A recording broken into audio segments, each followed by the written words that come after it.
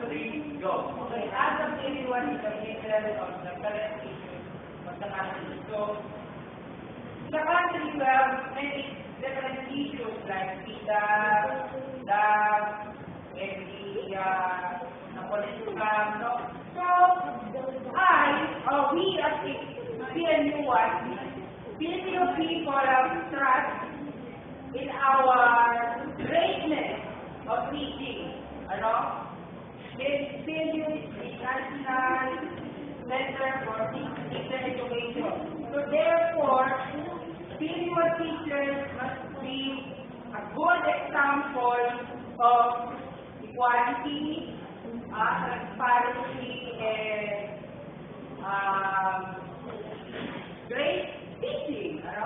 So, in my opinion, in the PIDAC that the involved person in that staff not their teacher is not a PNU graduate.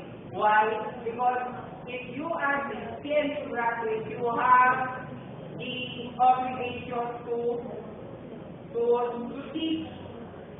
teach the, as what I said, equality and transparency for the children, for the students that you will teach.